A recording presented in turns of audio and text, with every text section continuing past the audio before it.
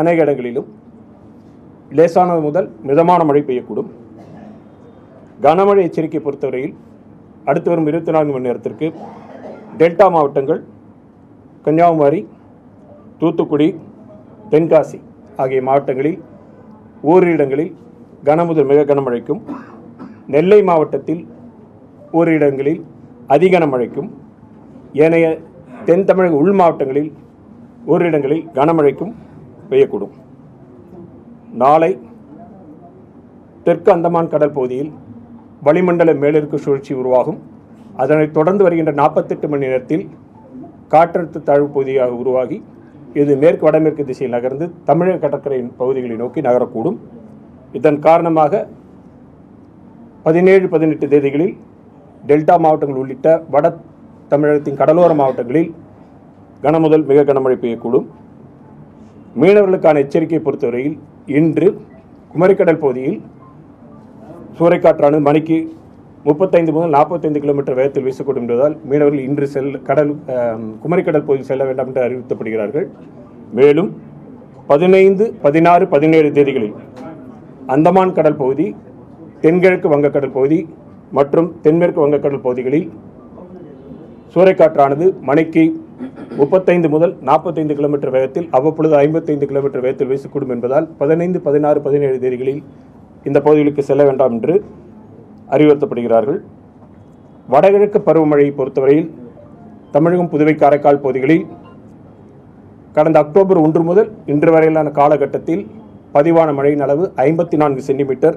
இந்த காலகட்டத்தின் இயல்பளவு 40 சென்டிமீட்டர். இது 32% அதிகம். மாவட்டங்களை பொறுத்தவரையில் 5 மாவட்டங்களில் இயல்பை விட மிக அதிகமாகவும், 22 மாவட்டங்களில் இயல்பை விட அதிகமாகவும், 13 மாவட்டங்களில் இயல்பை ஒட்டியும் மழை பதிவாகியுள்ளது.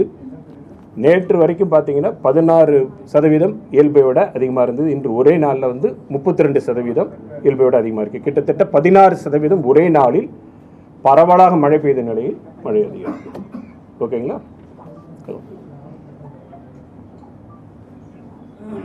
அந்த லோ ப்ரெஷர் ஏரியா அப்படியே மேற்கு நகர்ந்து அரபிக்கடல் பகுதியில் போயிடும். நாளைக்கு நமக்கு வளிமண்டல மேலடுக்கு சுழற்சி உருவாகி அது அடுத்து வரக்கூடிய 48 மணி நேரத்தில் காற்றழுத்த தாழ்வு பகுதியாக மாறி தமிழக கடற்கரை நோக்கி நகரும். அது எங்கே அடுத்து எப்படி அது கரெக்டாக எந்த இடத்துல போகுங்கிறது அடுத்து வரக்கூடிய அப்டேட்டில் சொல்லுவோம். இப்போதைக்கு 17, 18 தேதிகளில் கடலோர மாவட்டங்களில் மழைக்கு வாய்ப்பு. மீனவர்களுக்கான எச்சரிக்கை கொடுத்து சென்னையை பொறுத்த வரைக்கும் இல்லை, சென்னைக்கு மழை பதிவு கேட்குறீங்களா? சென்னைக்கும் கனமழைக்கான வாய்ப்பு இருக்கிறது. அது அடுத்து வரக்கூடிய இதில் சொல்ல போகிறோம். நம்ம வடகடலோர மாவட்டங்கள் மொத்தம் சொல்லியிருக்கோம். நம்ம வடகடலோர மாவட்டங்களில் மழைக்கான வாய்ப்பு இப்பொழுது தற்போது நிலை சொல்லியிருக்கிறது. கனமழைக்கான வாய்ப்பு இருக்கிறது. அடுத்து வரக்கூடிய இது அது நகர்வு பொறுத்து எல்லாம் இருக்குது. இப்போது நிலையில் நம்ம சொல்லியிருக்கோம்.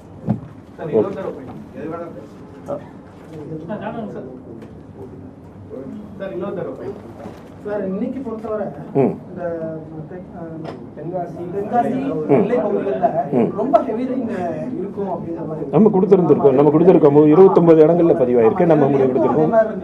இன்னைக்கு நம்ம தென்காசி பகுதியில் மாவட்டத்திற்கு இது கொடுத்துருக்கோம், ரெட் அலர்ட். இது நெல்லை மாவட்டத்தில் ரெட் அலர்ட் கொடுத்துருக்கோம். மற்ற சுற்றி இருக்கிற பகுதிகளில் ஆரஞ்சு அலர்ட் கொடுத்துருக்கோம்.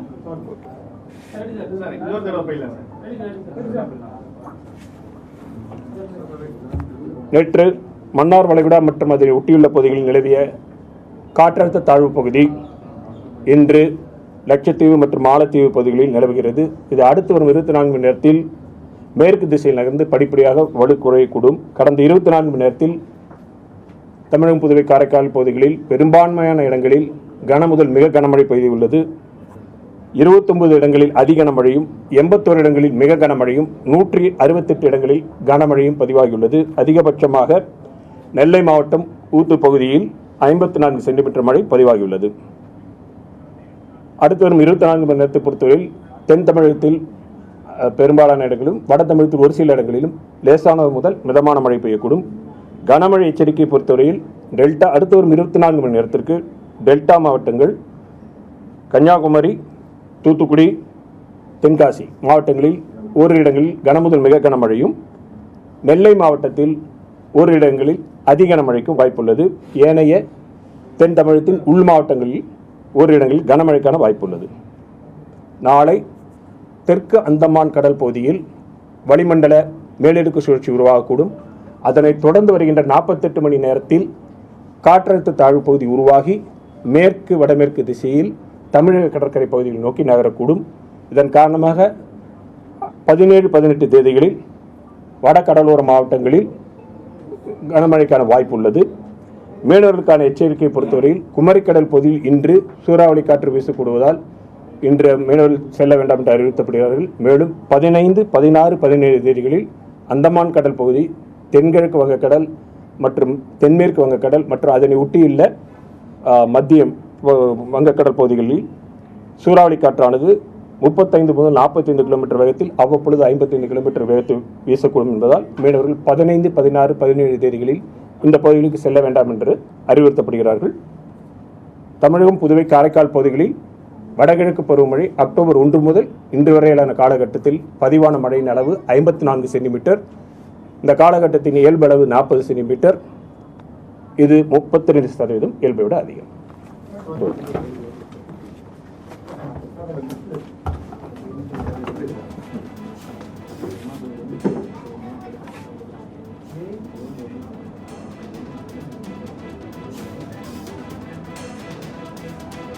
Next 13th 24 hour forecast. இப்பொழுது செயற்கைக்கோள் படம் ரேடார், காரைக்கால் ரேடார் படம்.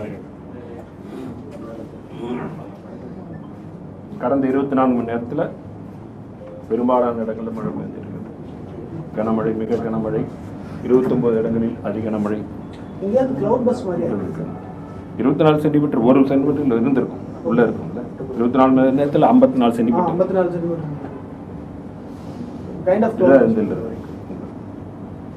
வானத்தில் மெதுவாக நடந்து விடும். கேரளா தாண்டி ஆச்சு, ஆல்ரெடி அரபிக்கடலில் தான் இருக்கு. ஓகே,